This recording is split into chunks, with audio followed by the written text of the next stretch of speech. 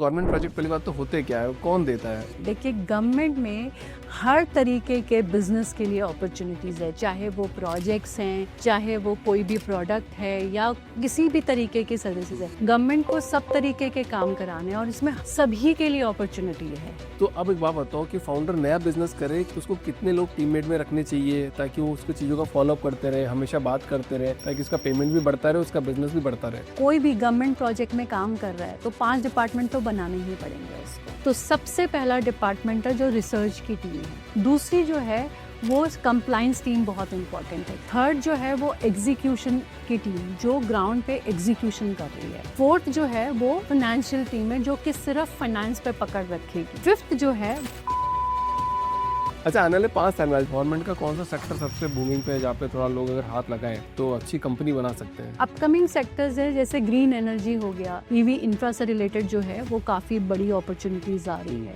एक waste management जो है वो बहुत बड़ा सेक्टर है और ये बहुत बड़ा एरिया है काम करने के लिए, तो टेंडर रिजेक्ट होने का। थर्ड जो है वो सबसे इम्पॉर्टेंट पार्ट है, ज़्यादातर लोग जो हैं वो प्रपोजल जो है ना वो कॉपी पेस्ट कर देते हैं और उन्होंने एक प्रपोजल का फॉर्मेट बनाया हुआ उसी को कॉपी पेस्ट कर दिया, क्योंकि स्टाफ जब प्रपोजल भर रहा है लास्ट डे में तो वो लास्ट डे में सिर्फ उसको कंप्लीट करना होता है, वो ये देखता ही नहीं है कि क्या डॉक्यूमेंट में क्या प्रपोजल डिमांड की है।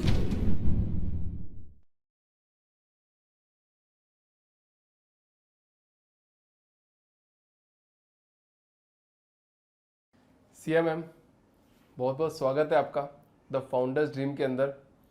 आज का जो पॉडकास्ट ना बहुत एक्साइटिंग है और इस टॉपिक के अंदर पता इतना ज्ञान होगा आज कि अगर किसी फाउंडर ने इस पॉडकास्ट को देख लिया तो शायद शायद 10 साल में करोड़पति बनने वाला होगा तो शायद 1-2 साल में बन जाएगा। बिल्कुल, क्या मैं करेक्ट हूँ मैम? बिल्कुल। Thank you so much for inviting me. बिल्कुल आप सही बोल रहे हैं और यही पेस है गवर्नमेंट प्रोजेक्ट के साथ काम करने का। गवर्नमेंट प्रोजेक्ट नाम सुनते ही ऐसा लगता है कि पैसा नहीं आएगा। पहली चीज़ तो इस बात में बात करते हैं कि क्या वास्तव में गवर्नमेंट प्रोजेक्ट कोई भी एक नॉर्मल बंदा क्रैक कर सकता है मैम? बिल्कुल कर सकता है, डिपेंड करता है कि उसकी कैपेबिलिटी क्या है, एक्सपर्टीज क्या है। पर ऐसे सुनने में आता है कि आप गवर्नमेंट मतलब प्रोजेक्ट अगर आपको लेना होगा तो आपको किसी नेता के पास जाना ही पड़ेगा, उससे डीलिंग करनी पड़ेगी, तभी आप प्रोजेक्ट क्रैक कर पाओगे। नहीं, ऐसा बिल्कुल भी नहीं है। ऐसा बिल्कुल भी नहीं है। गवर्नमेंट में टेंडर सिस्टम होता है जहाँ पर अलग अलग पोर्टल्स होते हैं और स्टेट लेवल पे, सेंट्रल गवर्नमेंट लेवल पे, डिपार्टमेंट लेवल पे, और वहाँ पर सिस्टम से ही काम होता है। मतलब थोड़ा सा अंडरस्टैंडिंग कर रहा हूँ ना, गवर्नमेंट प्रोजेक्ट पहली बात तो होते क्या है, कौन देता है? मोदी जी देंगे प्रोजेक्ट या कौन देगा? नहीं, देखिए, गवर्नमेंट में हर तरीके के बिजनेस के लिए अपॉर्चुनिटीज़ है, चाहे वो प्रोजेक्ट्स हैं, चाहे वो कोई भी प्रोडक्ट है या किसी भी तरीके की सर्विसेज है। गवर्नमेंट को सब तरीके के काम कराने और इसमें हर तरीके के बिजनेस के लिए सभी के लिए अपॉर्चुनिटी है, सभी के लिए। अगर आप उनके डॉक्यूमेंटेशन, कंप्लायंसेस, सर्टिफिकेशन, अगर आप पूरे के पूरे एलिजिबल हैं फाइनेंशियल और टेक्निकल एलिजिबिलिटी क्राइटेरिया में, तो सबके लिए अपॉर्चुनिटी है। ऐसी सरकार में आप सोचिए ना कि इंफ्रास्ट्रक्चर में कितनी डेवलपमेंट हो रही है। अगर इंफ्रास्ट्रक्चर डेवलपमेंट हो रही है तो वहाँ पे प्रोडक्ट भी चाहिए, सर्विस भी चाहिए और जो कॉन्ट्रैक्टर्स हैं वो भी चाहिए, सबको ही चाहिए। करेक्ट। तो मतलब गवर्नमेंट जितना भी वो सारा प्राइवेट ऑर्गेनाइजेशन से ही काम कराती है, खुद का इन हाउस भी होता होगा नहीं, और इन कुछ हाउस आउटसोर्स भी कुछ नहीं, करते हैं? उनकी ऑडिटिंग जो है वो इन हाउस होती है। उनके डिपार्टमेंट्स जो हैं वो कंप्लायंसेस को मॉनिटर करते हैं, ऑडिट को, क्वालिटी को मॉनिटर करते हैं, लेकिन इन हाउस कुछ भी नहीं गवर्नमेंट करवाती है। गवर्नमेंट ने तो आगे काम देना ही है, उन्होंने अपने डिपार्टमेंट्स बना रखे हैं। जैसे एक NBCC है, तो हर स्टेट में NBCC बनी है, कुछ प्रोजेक्ट्स वो करते हैं लेकिन वो भी आगे वेंडर से ही करवाते हैं। गवर्नमेंट, आपको 26 सालों का अनुभव हो गया है इसके अंदर, गवर्नमेंट कॉन्ट्रैक्ट दिलाने के अंदर, गवर्नमेंट प्रोजेक्ट्स के गवर्नमेंट प्रोजेक्ट्स के अंदर। तो मतलब आपकी रुचि कैसे आई इसके अंदर? जी, कैसे है, समहाउ मेरे को यही एक रास्ता मिला और इसमें मुझे इंटरेस्ट आने लगा, इसी में मैंने आगे काम शुरू कर दी। आज तक कितने लोगों को आपने प्रोजेक्ट दिलाया, कितनी कंपनीज को आपने हेल्प किया? मेरे ख्याल से मैंने कभी काउंटिंग नहीं करी, पर मेरे को लगता है 1000 से भी ज़्यादा बिजनेस ओनर्स होंगे जिनको मैंने सपोर्ट किया होगा। आई थिंक आज से 15 साल पहले ही 900 लोग थे, मतलब 900 कुछ थे, कभी मैंने काउंट ही नहीं किया। मतलब 1000+ बिजनेस ओनर्स को आपने एक गवर्नमेंट का प्रोजेक्ट दिलाने में हेल्प करवाया कि ऐसा प्रोजेक्ट मिलता है। बिल्कुल। मेरे को ऐसा लग रहा है सपने टाइप है, मतलब कि हमेशा ऐसा सुनने में मिलता है ना कि गवर्नमेंट प्रोजेक्ट क्रैक करना इतना इजी नहीं होता है। हाँ, ऑफ कोर्स कॉम्प्लेक्सिटीज तो है ही हाँ। हैं, लेकिन अगर आप उस डिपार्टमेंट को डिकोड कर पाते हैं, अगर उस डिपार्टमेंट को क्या चाहिए और उसकी जो एक्सपेक्टेशन अगर वो डिकोड कर पाते हैं तो बिल्कुल आपको काम मिल सकता है। अच्छा, कोई लाइव टेंडर के बारे में बता सकते हो कि कैसे एनालिसिस करते हैं उसको? तो लाइव टेंडर में सबसे पहले ये देखना होता है कि स्कोप ऑफ वर्क क्या है। टाइटल में भी उसमें लिखा होता है, पर स्कोप ऑफ वर्क क्या है, और फिर देखना होता है कि आपकी एलिजिबिलिटी क्राइटेरिया उस स्कोप ऑफ वर्क को करने के लिए सही है या नहीं, और फिर उसकी टेक्निकल क्वालिफिकेशन और फाइनेंशियल क्वालिफिकेशन देखी जाती है, और आपके लिए क्या वो टर्म्स जो टेक्निकल की टर्म्स मांगी गई है और जो फाइनेंशियल की टर्म्स है वो आपको सूट करती है, आपके बिजनेस फिट है या नहीं है। मतलब कैसे देखते हैं ये लोग? मतलब बिजनेस के फाइनेंशियल्स के ऊपर ही देखते हैं सबसे ज्यादा? सारा कुछ इनकी डॉक्यूमेंट कैपेबिलिटी कैसे देखी जाती है? क्योंकि अगर एक प्राइवेट प्रोजेक्ट आप अगर उठाओगे तो सबसे पहले देखते हैं कि आपकी टीम ने क्या काम किया है, काम कर पाएगी नहीं कर पाएगी, कैपेबिलिटीज है या नहीं है। तो क्या ये गवर्नमेंट वाले भी वो सब सेम चीज देखते हैं? गवर्नमेंट वाले उससे ज़्यादा डिटेल में देखते हैं। गवर्नमेंट में कहीं उससे ज़्यादा डिटेल में देखा जाता है। बहुत सारे ऐसे कंप्लाइंसेस, क्वालिटी सर्टिफिकेशंस होते हैं जो कि प्राइवेट में शायद ना मांगते हो, लेकिन गवर्नमेंट में उसके लिए आपके लिए वो सर्टिफिकेशन बहुत इम्पॉर्टेंट है। मतलब मेरे को आपके पास कोई लाइव टेंडर है जिससे आप मेरे को बता पाओगे कि इसको ऐसे एनालिसिस करते हैं? आप किसी भी टेंडर्स को उठा के देखिए, कोई भी टेंडर जो है आपके, अगर कोई भी टेंडर देखते हैं तो उसको सेगमेंट वाइज डिवाइड किया था। सबसे पहले देखा जाता है स्कोप ऑफ वर्क क्या है, उसमें आपको काम करना क्या है, आखिर वो डिपार्टमेंट जो है वो क्या चाहता है आपसे काम करवाना। कोई एग्जांपल के थ्रू समझाओ आप इसको। तो देखिए, मैं एक एग्जांपल बताती हूँ। जैसे एक केटरिंग का बिजनेस है, अगर केटरिंग का एक टेंडर निकला हुआ है, लाइक लेट्स से कि HAL में एक टेंडर निकला हुआ है केटरिंग का, और उसमें जो है वो मैन पावर भी चाहिए, केटरिंग भी चाहिए, वो 3 इयर्स का एक स्कोप ऑफ वर्क है उसका। तो पहले देखना होता है कि मैन पावर कितनी चाहिए, कितने दिन का काम है उसको, अगर वो 3 ईयर का ड्यूरेशन है तो कितनी इन्वेस्टमेंट लगेगी, इन EMD क्या लगेगी, परफॉर्मेंस सिक्योरिटी क्या है। ये सारी इन्वेस्टमेंट है जो आपको उस टेंडर में पहले लगानी पड़ेगी।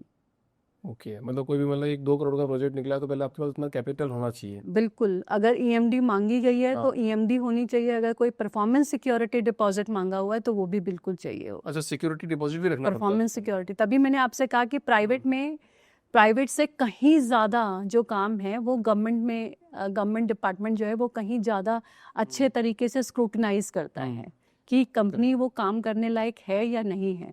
डिपार्टमेंट में ट्रांसफ़र हो जाएंगे, लोग जो सीट पे बैठे हैं ट्रांसफ़र हो जाएंगे, पॉलिसीज़ चेंज हो जाएंगी, स्कीम चेंज हो जाएंगी, लेकिन आपके पेपर्स और डॉक्यूमेंट्स कभी चेंज नहीं होंगे। टेंडर का डॉक्यूमेंट हमेशा वही सेम डॉक्यूमेंट से ही आपकी कैपेबिलिटी और कैपेसिटी एनालाइज की जाएगी। अच्छा, मतलब जैसे कोई भी पोर्टल पे गए अपन, पोर्टल पे डिस्कस करेंगे कि किस तरह के पोर्टल होते हैं और कहाँ पे जाना होता है, बट उससे पहले मैं ये पूछता हूँ कि बहुत सारे टेंडर्स होते हैं, तो शॉर्ट लिस्टिंग कैसे करें कि यार ये टेंडर हमारे लिए काम का है और इसमें हम भर सकते हैं? तो मैंने एक 3 फिल्टर फ्रेमवर्क डिज़ाइन किया है। मैं इसको एग्जांपल के लिए ऐसे सिखाती हूँ कि फर्स्ट जो है वो स्कोप ऑफ वर्क देखा जाता है।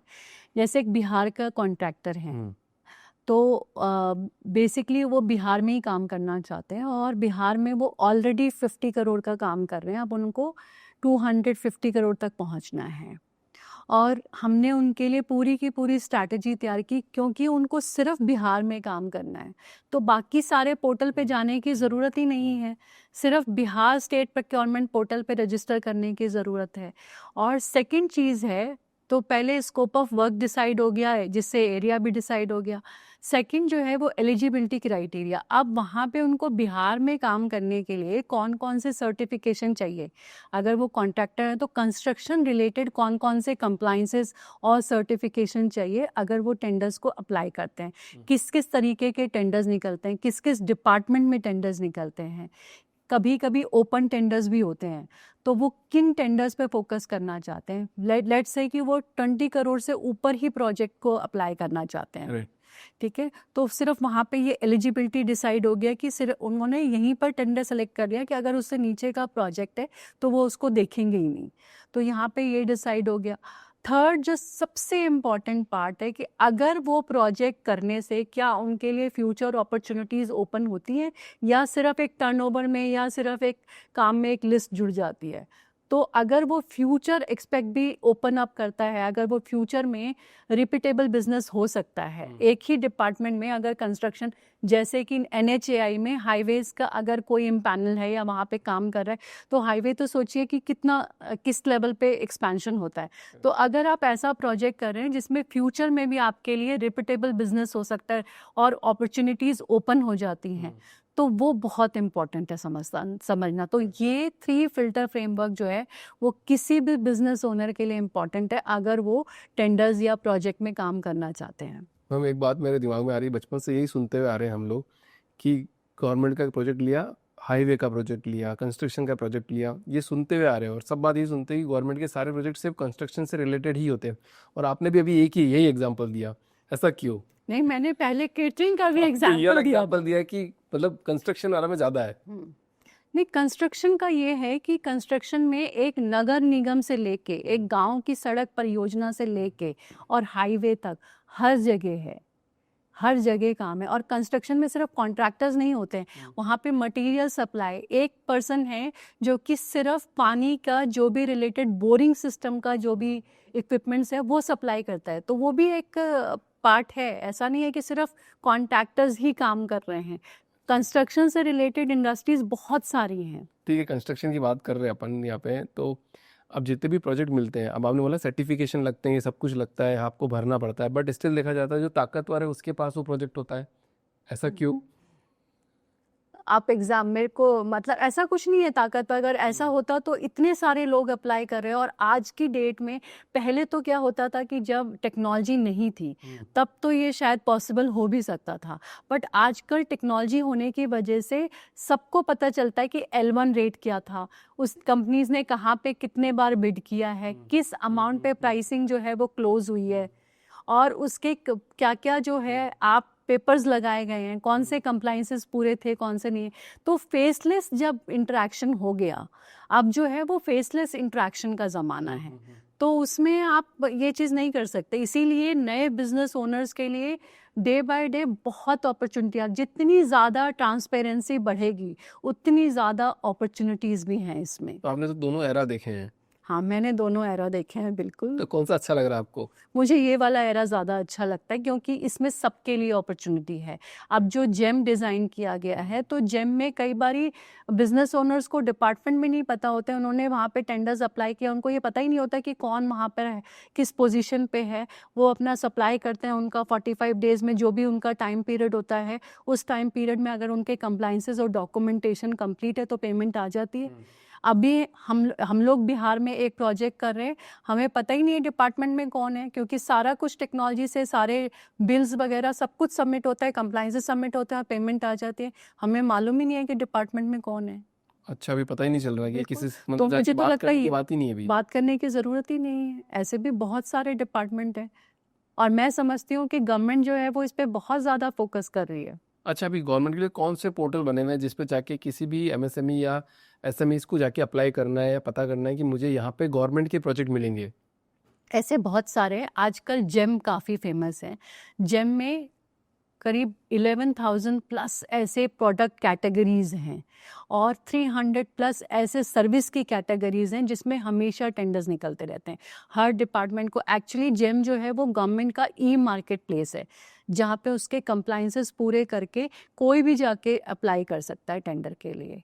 किसी भी तरीके की सर्विसेज प्रोडक्ट, किसी भी तरीके के OEM के लिए कोई भी अप्लाई कर सकता है। आप ये बताना चाह रहे हो कि वो जेम एक ऐसा पोर्टल है जहाँ पे सारे गवर्नमेंट के ऑफिसर्स आके अपने अपने प्रोजेक्ट को अपलोड करते हैं कि हमको ये प्रोजेक्ट करना है, ये प्रोजेक्ट के टेंडर पास करना है। सारे डिपार्टमेंट अपनी रिक्वायरमेंट को वहाँ पे अपलोड करते हैं। मतलब कोई भी डिपार्टमेंट में बात होगी कि हमको ये फाइलिंग का कुछ वेंडर चाहिए जो फाइल्स देता हो, तो वहाँ जाके अपलोड करेगा कि यार मेरा एक टेंडर निकाला है जहाँ पे हमको हर साल 1000 फाइल्स लगती है, तो फाइल वहाँ पे जाके वो बिल्कुल। ओह, तो मतलब अभी ये पूरा ट्रांसपेरेंट सिस्टम बन चुका है। बिल्कुल, डे बाय डे ये और भी ज़्यादा जो है वो स्ट्रॉन्ग ट्रांसपेरेंसी सिस्टम बन अच्छा, रहा है। 5 पोर्टल के नाम बताओ आप ऐसे जो गवर्नमेंट के प्रोजेक्ट लेने में हेल्प करते हो। सो मैं 5 नहीं, उससे ज़्यादा बताऊंगी आपको। फर्स्ट है जेम, सेकंड है CPPP, सेंट्रल गवर्नमेंट के प्रोजेक्ट से रिलेटेड, और हर स्टेट का अपना स्टेट प्रोक्योरमेंट पोर्टल है, हर स्टेट का। और पीएसयूज के अपने अलग डिपार्टमेंट की अपनी अलग पोर्टल्स हैं जिसमें जाके अप्लाई कर सकते हैं। जैसे Uttar Pradesh state procurement portal हो गया, उत्तराखंड स्टेट प्रोक्योरमेंट पोर्टल हो गया, बिहार स्टेट प्रोक्योरमेंट पोर्टल हो गया, महाराष्ट्र हो गया, महाराष्ट्र का अलग स्टेट प्रोक्योरमेंट पोर्टल है।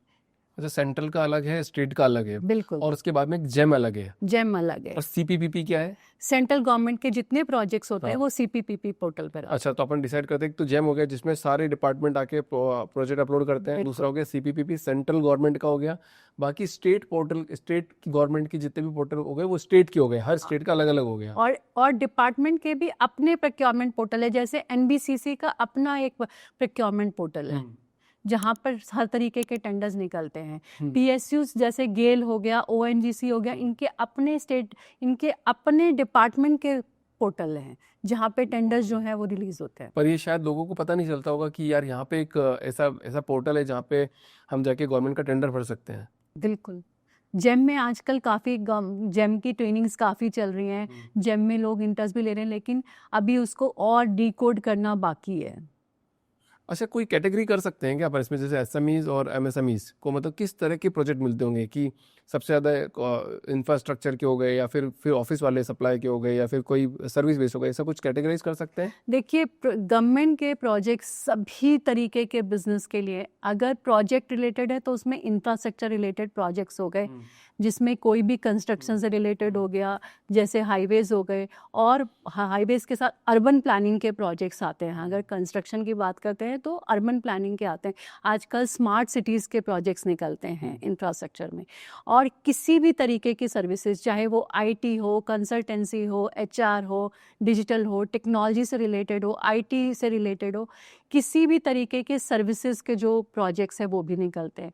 और साथ में प्रोडक्ट्स में आपका मशीन से लेके सप्लाईज, किसी भी तरीके की सप्लाई से रिलेटेड सर्विसेज, जिसमें कि टेक्नोलॉजी हो गई या किसी भी तरीके का आईटी प्रोडक्ट हो गया, मशीन प्रोडक्ट हो गया, और जो डेली यूज़ के प्रोडक्ट्स हैं, जिस तरीके से जैसे क्लीनिंग का हो गया, सारे तरीके की सप्लाईज के टेंडर्स निकलते हैं, और हर तरीके की सर्विसेज के टेंडर्स निकलते हैं, चाहे वो मैन पावर हो गया, सिक्योरिटी हो गई, केटरिंग हो गई।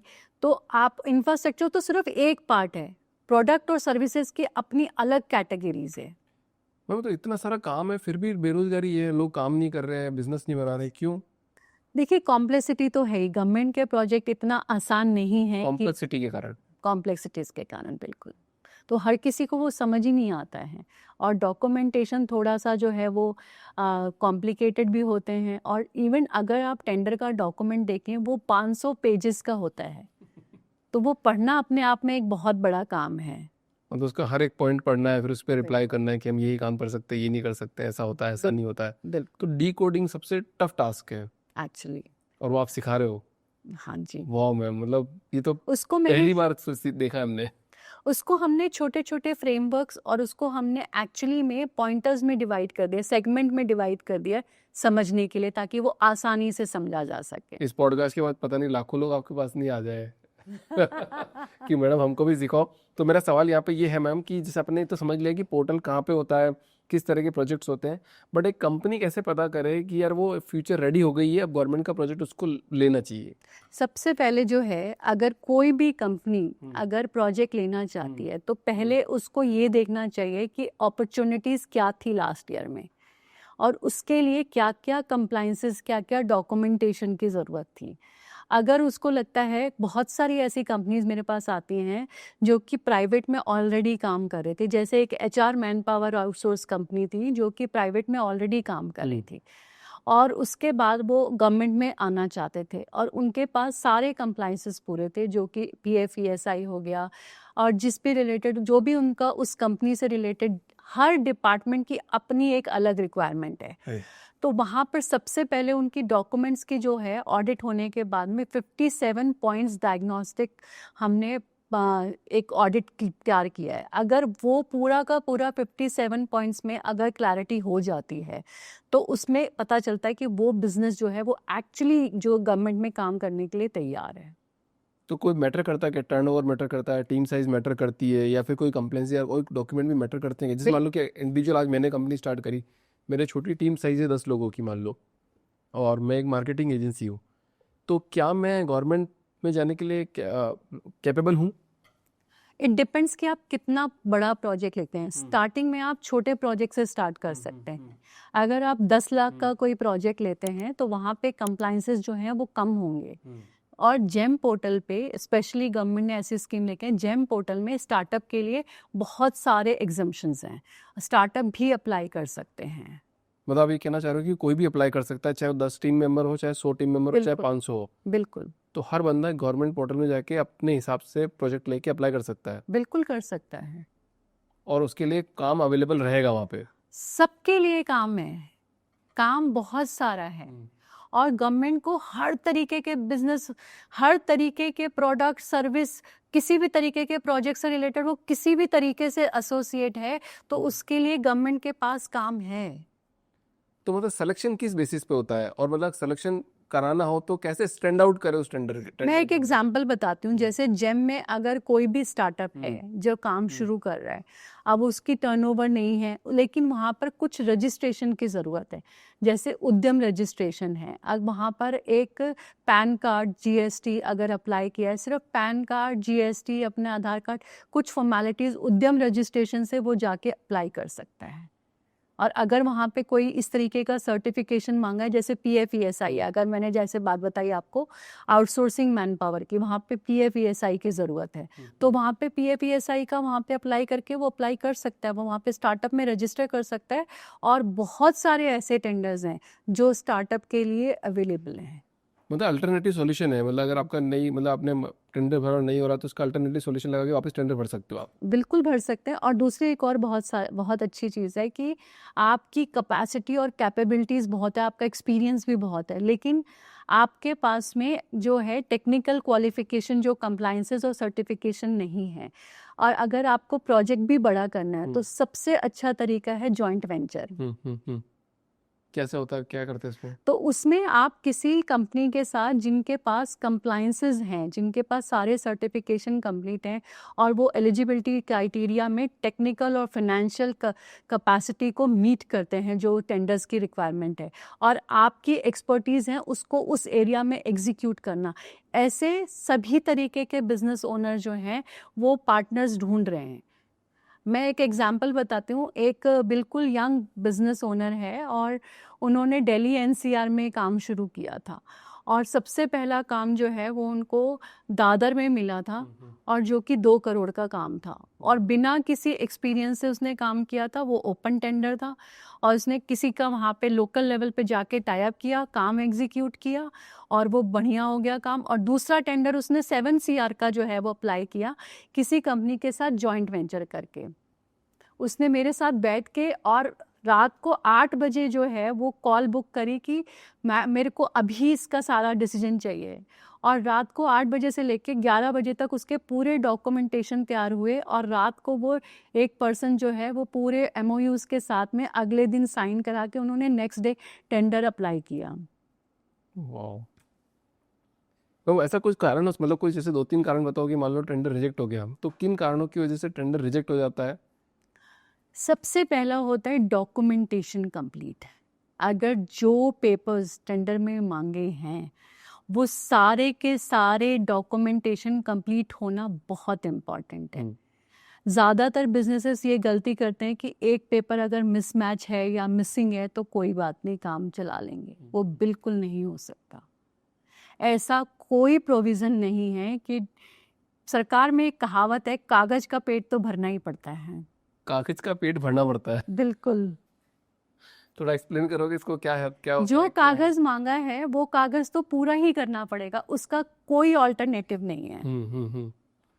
वो तो सारा कंप्लीट डॉक्यूमेंटेशन करके रखेंगे तभी सारा आपका काम आगे बढ़ेगा। बिल्कुल। सरकार में पेपर जो है ना वो बैकबोन है, फाउंडेशन है सरकार में काम करने के लिए। अगर आपके कागज पूरे हैं ना तभी आपका काम आगे चलेगा। तो सबसे पहला जो कारण है वो डॉक्यूमेंटेशन मिसमैच होता है।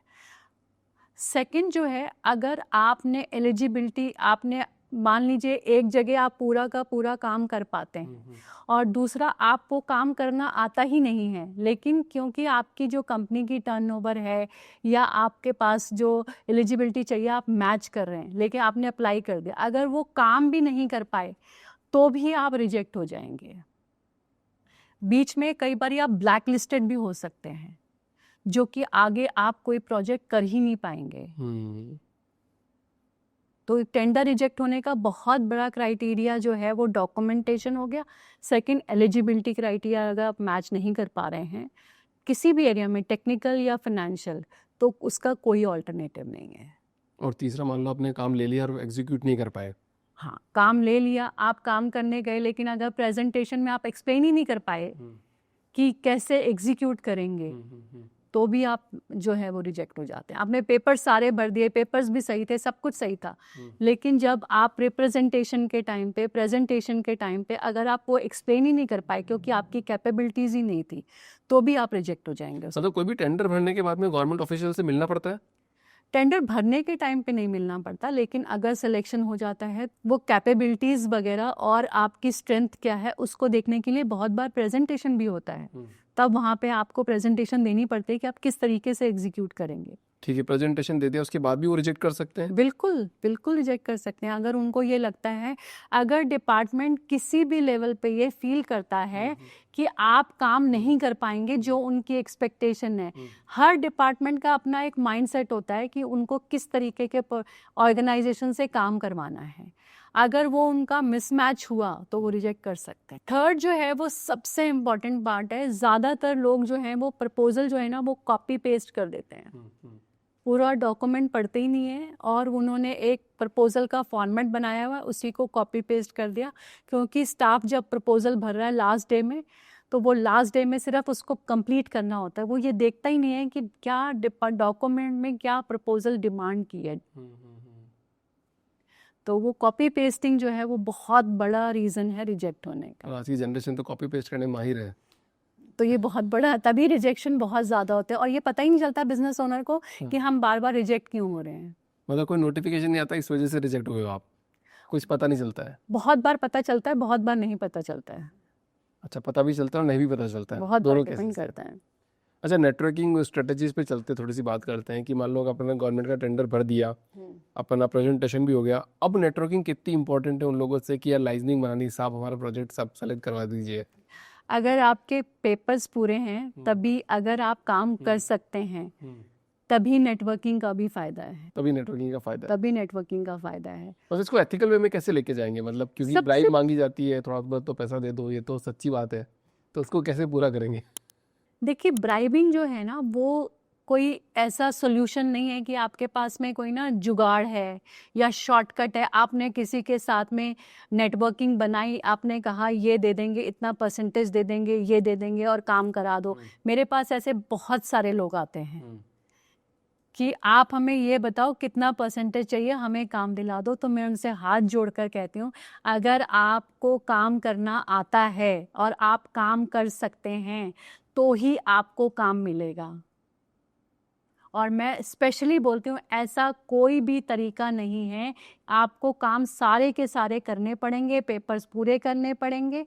आपको सपोर्ट कर सकते हैं नेटवर्किंग, आपको डिपार्टमेंट को समझने में, स्कीम्स को समझने में, काम कैसे करना, उसके कंप्लाइंसेस को समझने में सपोर्ट कर सकते हैं। और उसके लिए गवर्नमेंट ऑफिशियल बहुत सपोर्ट करते हैं।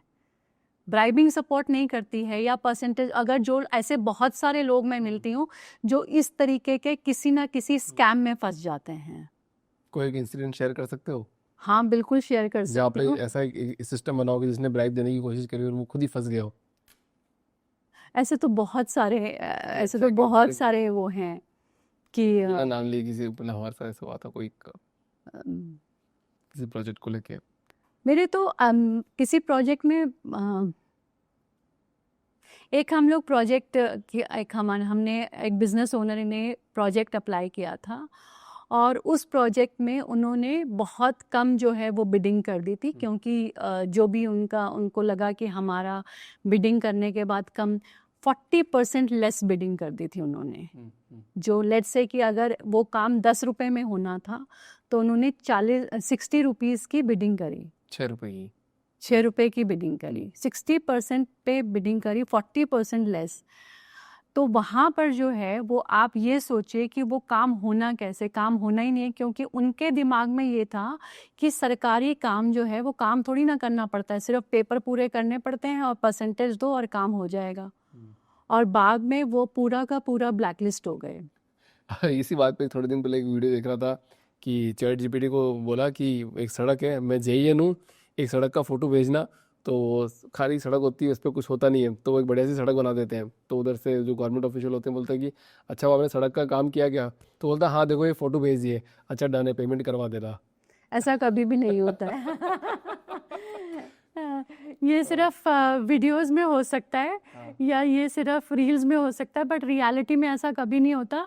इतने सारे क्वालिटी चेक्स होते हैं और इतने सारे डॉक्यूमेंटेशन होते हैं जो कि हर लेवल पे कंप्लीट करने पड़ते हैं। कई बार वो 3 से 5 साल बाद भी चेक किए जाते हैं कि उसकी क्वालिटी क्या थी और कौन पर्सन था जो गया था वहाँ पे चेक करने, उस क्वालिटी को चेक करने कौन गया था। तो गवर्नमेंट में ट्रैक हमेशा होता है और ऐसा कभी नहीं होता है। मतलब 5 साल फिर हमें कुछ रिपोर्ट भेजी हो तो वो चेक करके वापस आप पे दावा ठोक सकते हैं कि तुमने बिल्कुल गलत काम किया था। बिल्कुल तो मतलब प्रोस कॉन दोनों है, मतलब अच्छी चीज भी है तो खराब चीज भी है, तो मतलब आपको काम तो 100% पुख्ता ही करना पड़ेगा। काम तो आपको करना ही पड़ेगा। अब क्वालिटी चेक भी होती है वहाँ पे, अगर कोई मैनेज करता है या कुछ भी करता है, लेकिन बाद में कभी भी जाके अगर चेक होगा तो वहाँ पे निकल के आएगा ही आएगा। तो गवर्नमेंट का कंप्लायंस सिस्टम बहुत स्ट्रांग है पेमेंट निकालने के लिए। बहुत स्ट्रांग है, बहुत स्ट्रांग है। मैं ये कहूँगी जैसे प्राइवेट में तो आपने, बल्कि आप जो कह रहे हैं कि जान पहचान कनेक्शन से काम होता है, प्राइवेट में वो बहुत आसान है, पर गवर्नमेंट में आसान नहीं है। गवर्नमेंट में आपको काम भी करना पड़ेगा, सारे डॉक्यूमेंट्स भी पूरे करने पड़ेंगे, क्वालिटी भी पूरी करनी पड़ेगी और आपको कनेक्शन भी बनाना पड़ेगा। मतलब थोड़ा सी कॉम्प्लिकेटेड प्रोसेस है, बहुत स्केलेबल प्रोसेस है। मतलब आप 100 करोड़ का फिर 1000 करोड़ का काम भी कर सकते हो और 5000 बिल्कुल करोड़ कर का काम भी सकते कर हैं, सकते हो। बिल्कुल कर सकते हैं। ओके, तो एक बात बताओ मैम, जो मतलब जो बच्चा गांव में है अभी, मतलब जो मेट्रो सिटीज में नहीं है, दिल्ली बेंगलोर मुंबई हैदराबाद ऐसे नहीं है, वो जो थोड़ा इंटीरियर में है, तो वो ऐसे इकोसिस्टम में कैसे आएगा कि भैया मैं सब प्रोजेक्ट लेना और लेने लग जाऊँ, काम करने लग जाऊँ? तो वो अपनी एक्सपर्टीज पहले बनाएगा कि क्या उसके अंदर क्या खासियत है। मैं आपको एक एग्जांपल बताती हूँ। एक आपने बलिया सुना होगा। तो बलिया में आज से बहुत साल पहले एक लड़का था जो कि बिल्कुल आईटीआई किया हुआ था। उसने बोला मुझे नौकरी नहीं करनी है, आईटीआई से रिलेटेड बलिया में कोई काम नहीं है, तो आप मुझे बताओ मैडम क्या करना है। और मेरे पास ज़मीन भी नहीं है और कुछ भी नहीं है, तो मैं काम कैसे कर सकता हूँ। तो मैंने कहा तुम्हें क्या आता है? कहता मैंने बस आईटीआई किया है। मैंने उसके साथ 13 दिन बैठ के और नई आईटीआई खोलने के लिए जो है उसके साथ प्लान बनाया और उसने वहाँ पर आईटीआई खोली लीज पर लेकर। ओह, बहुत गए तो इंसिडेंट कैसे बता दिया हमने। हम्म। ऐसे बहुत सारे एग्जांपल आप दोगे तो मजा आएगा। एक बोलो, एक दो एग्जांपल बता सकते हैं ऐसे? सो एक एग्जाम्पल मैं और बता सकती हूँ कि जैसे सीकर एक राजस्थान में जगह है, वहाँ पे कुछ औरतों ने जो है एसएचजी ग्रुप में काम करना शुरू किया और उनको काम अपना बिजनेस स्टार्ट करना था। तो एसएचजी के लिए माइक्रो फाइनेंसिंग होती है।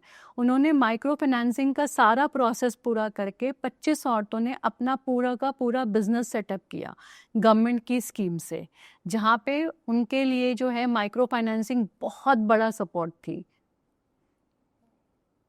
वैसे गवर्नमेंट की बहुत सारी स्कीम्स है, इससे फ़र्क नहीं पड़ता कि आप कहाँ पर बैठे हो, या गांव में हो या शहर में हो या मेट्रो में हो या आपकी क्वालिफिकेशन क्या है। जो सबसे बड़ी ज़रूरत है वो है आप काम क्या करना चाहते हो, आप वाकई काम करना भी चाहते हो या नहीं करना चाहते।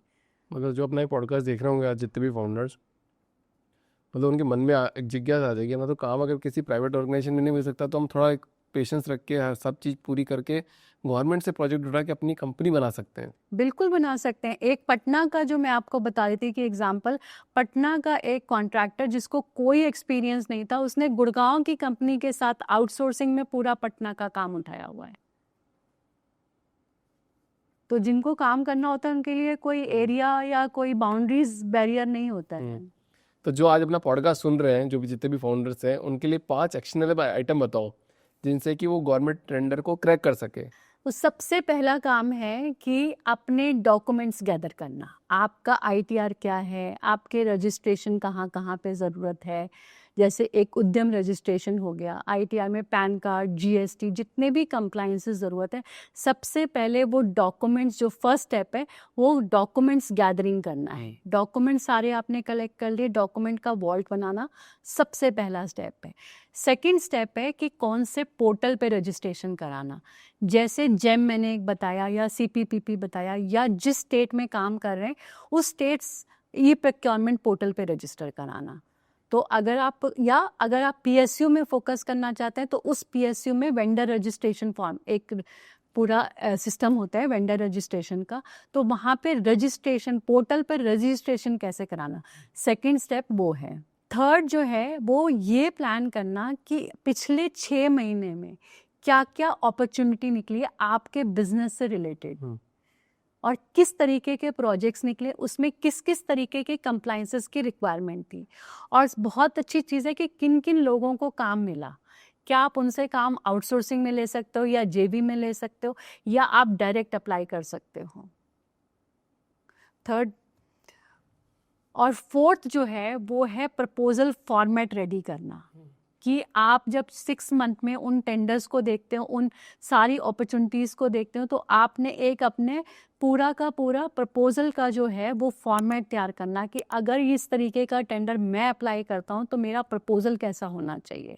तो प्रपोजल बनाना जो है वो फोर्थ स्टेप हो गया।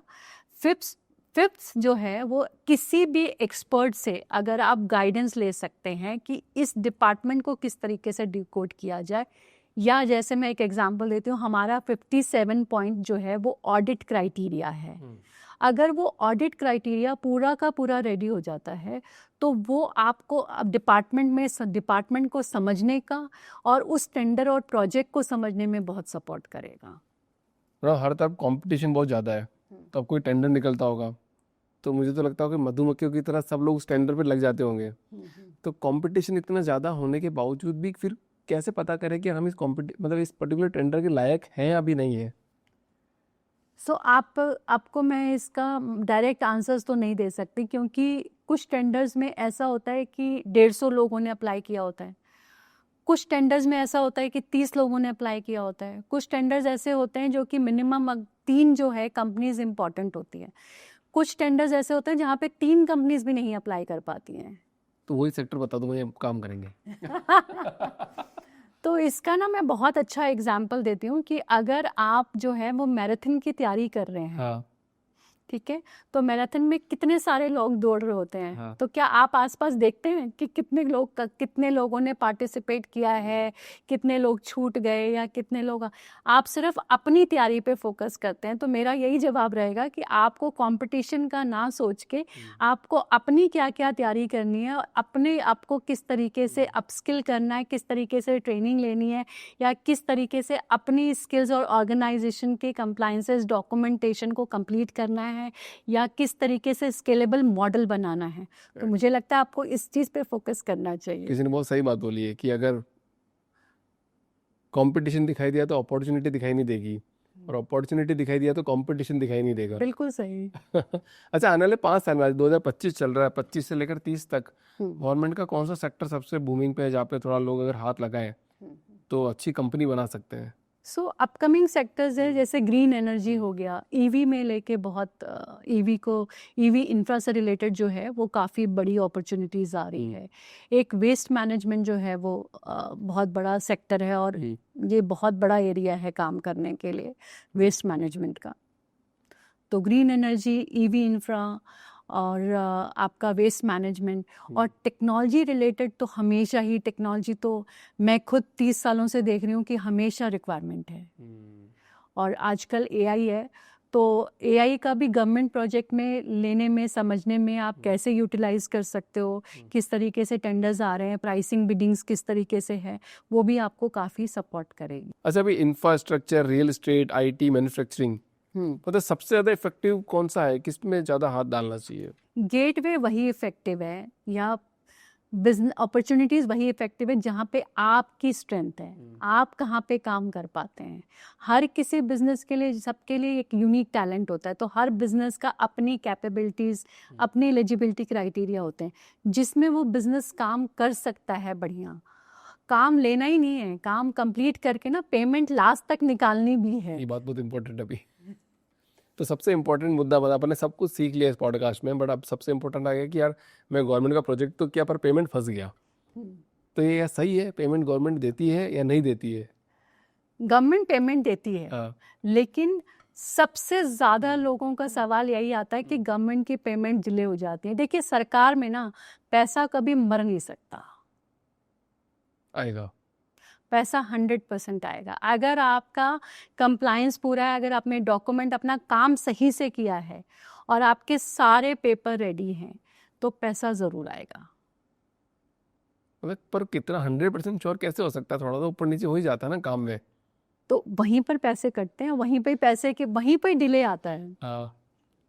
डिले वहीं से शुरू होता है। मैडम 100% पॉसिबिलिटीज कैसे है किसी भी काम को करने का? आज हम पॉडकास्ट भी करते हैं तो मिस्टेक कर देंगे, एडिटिंग में मिस्टेक कर देंगे, कुछ कर देंगे, छोटे छोटे काम में मिस्टेक हो जाती है। अब इतना बड़ा प्रोजेक्ट लोगे 10-15 करोड़ का, तो 19-20 का फर्क चलेगा या फिर नहीं चलेगा? देखिए, गलती तो सबसे होती है, लेकिन उस गलती को सही टाइम पे मॉनिटर करना और उसका सोल्यूशन ढूंढना जो है वो इम्पॉर्टेंट है। वो आपको पेमेंट डिले से बचा सकता है। तो ट्रैकिंग बहुत इम्पॉर्टेंट है। आप जैसे कह रहे हैं पॉडकास्ट, तो हर सेकंड की वीडियो वॉच करने से आपकी क्वालिटी आती है। तो ऐसे ही प्रोजेक्ट को हर स्टेज पे, हर फेज में अगर आप मॉनिटर करते हैं सही से, और सही से मॉनिटर करने के बाद ही पेमेंट आएगी। अच्छा, मतलब फाउंडर को, मतलब जब भी प्रोजेक्ट लेते हैं तो मेजर रिस्क क्या होती है? सबसे बड़ा रिस्क जो होता है वो होता है कि पेमेंट, फाइनेंशियल प्लानिंग ना करना सबसे बड़ी चीज़ है। ज़्यादातर लोग, जैसे आप भी मेरे से इतने सारे सवाल जो हैं आपने पूछे हैं, वो सिर्फ काम लेने के लिए पूछे हैं। आपने अभी तक एक भी सवाल ये नहीं पूछा कि काम शुरू से लेके अंत तक करने के लिए क्या क्या ज़रूरत है। राइट। तो काम लेना ही नहीं है, काम उसको हर लेवल पे कंप्लीट करना है। उसका माइलस्टोन है, हर माइलस्टोन पे कंप्लीट होना चाहिए क्वालिटी के साथ, और साथ ही साथ सारे के सारे डॉक्यूमेंटेशन भी कंप्लीट होना चाहिए। मेरे पास एक बिजनेस ओनर आए थे तमिलनाडु से, और उन्होंने मशीन सप्लाई किया था, और मशीन सप्लाई करने के बाद उनके पास 2.5 साल तक पेमेंट नहीं आई, और 2.5 साल तक पेमेंट के बाद कहते हैं गवर्नमेंट के साथ ना काम करना ही बड़ा मुश्किल है, मैंने तो काफ़ी वाइंड अप कर दिया, अब आप मिले हो तब शुरू करेंगे। तो मैंने पहले पूछा, पहले ये तो बताइए कि 2.5 साल तक पेमेंट आई क्यों नहीं?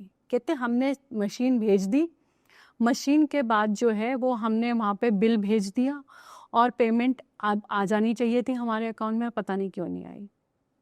सब पता नहीं क्यों नहीं आई? पता नहीं क्यों नहीं आई, क्योंकि हमने तो पेमेंट भेज दिया, और कहते अब हम कोर्ट में जाके फाइट करेंगे। तो मैंने कहा महाराज पहले ये तो पता करिए कि आपका वहाँ पे इशू क्या है। आप वहाँ पे उनका सबसे बड़ा पार्ट जो मिसिंग था, जो हमारी बात हुई थी नेटवर्किंग की, रिलेशनशिप बिल्डिंग की। यहाँ पे मैं नेटवर्किंग या कनेक्शन की नहीं बात करती हूँ, मैं बात करती हूँ रिलेशनशिप बिल्डिंग की। Business is all about relationship, चाहे वो प्राइवेट में कर रहे हैं, चाहे वो आप पब्लिक सेक्टर में काम कर रहे हैं। Absolutely. काम करवाने वाले लोग तो इंसान ही है ना, तो रिलेशनशिप बिल्डिंग तो चाहिए ही चाहिए।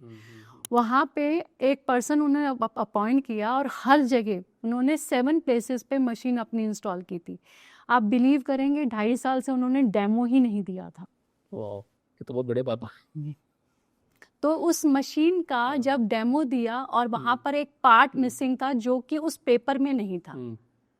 उस पेपर में वो पार्ट का नाम मिसिंग नहीं था, क्योंकि जिस पर्सन ने वो टेंडर बनाया होगा वो शायद इतना टेक्निकल एक्सपीरियंस वाला नहीं होगा, वो पार्ट या मिस हो गया।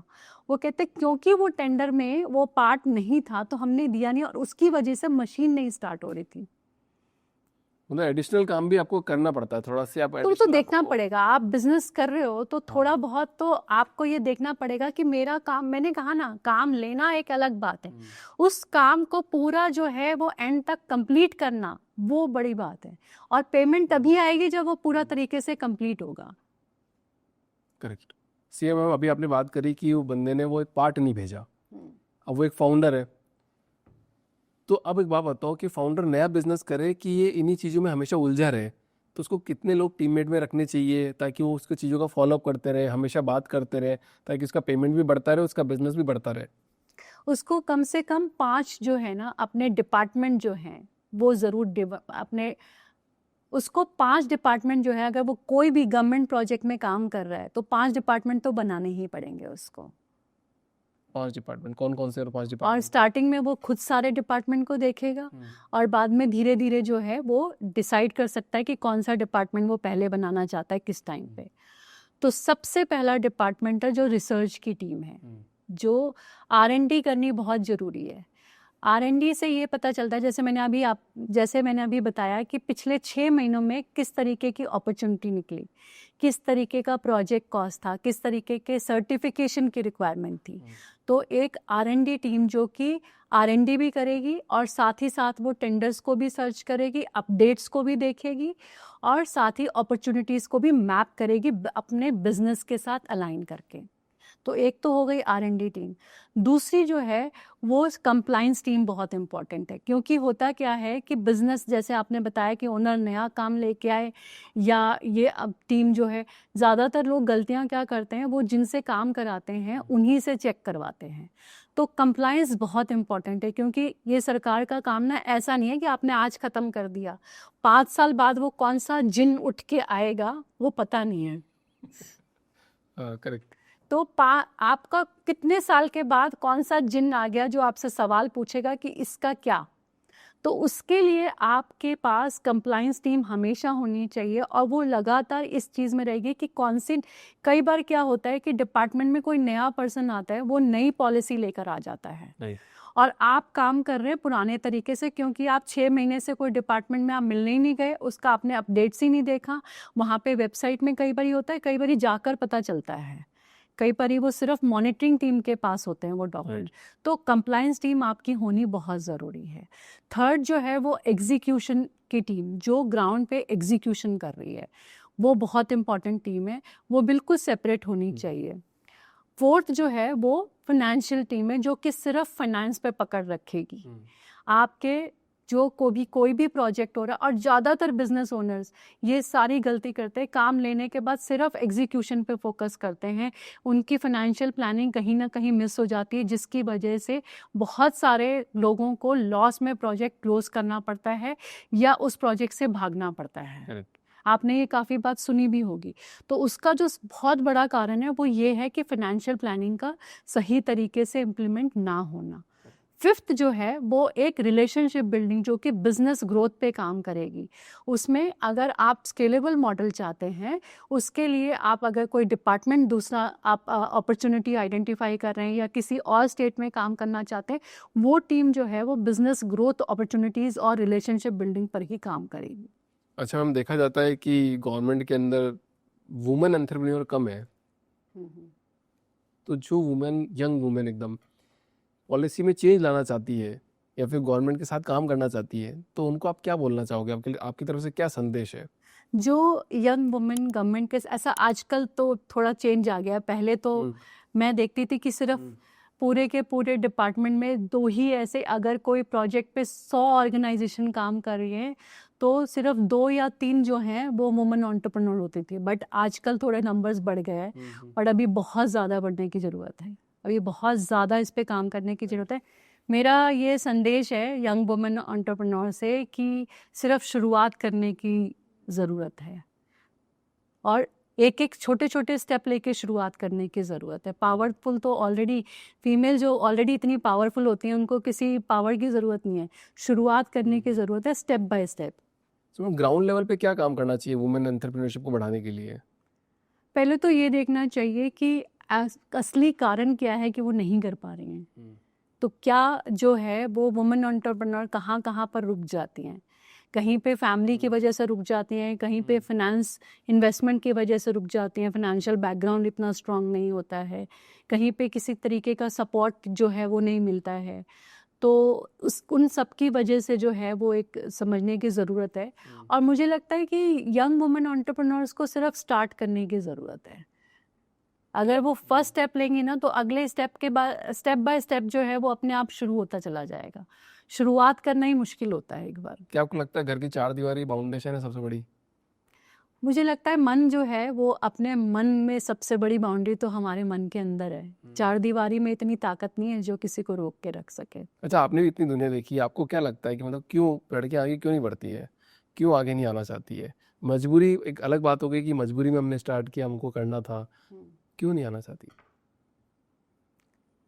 हर किसी के अपने अपने रीज़न हो सकते हैं, तो सब उसको जर्नलाइज तो नहीं कर सकते, सबके अपने अपने रीजंस हैं।